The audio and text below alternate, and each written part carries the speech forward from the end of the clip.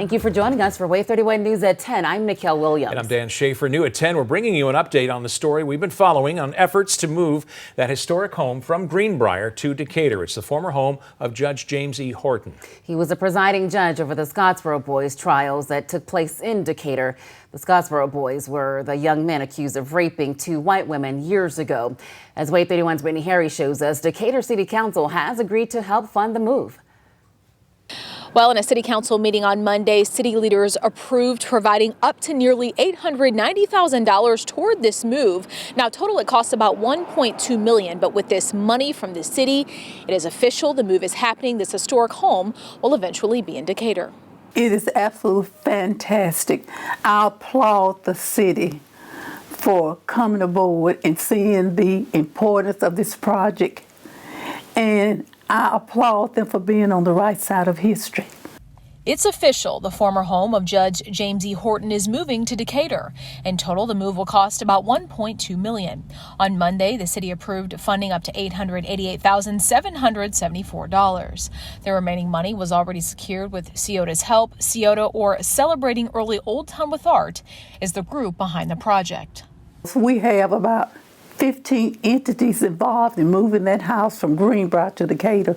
So we have all the logistic, each route planned out, where they going to take, whose power line here, whose power line down the way. So we have the route already done, everything, we're ready to move. It'll be a 2-day overnight move, according to CIOTA founder Francis Tate.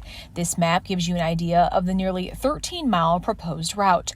But before that can happen, work must be done on the property where the home will sit at 212 Church Street in Decatur.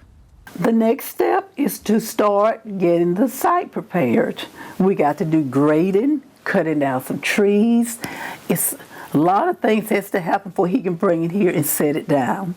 Once in Decatur, Tate says the goal is to keep the home as original as possible. Eventually, it will be used as a legal learning center. Judge Horton's home is one phase of a 3-phase project that will eventually include a museum nearby.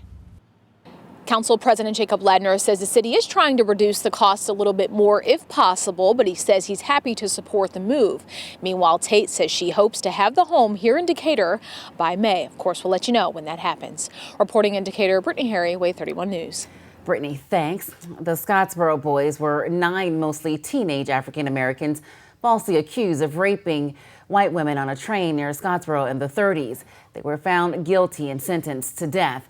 But the Supreme Court overturned the convictions. Retrials took place in Decatur with Judge James Horton presiding when the all-white jury once again convicted Haywood Patterson. Despite overwhelming evidence of his innocence, Horton set aside the verdict and indefinitely postponed the other trials.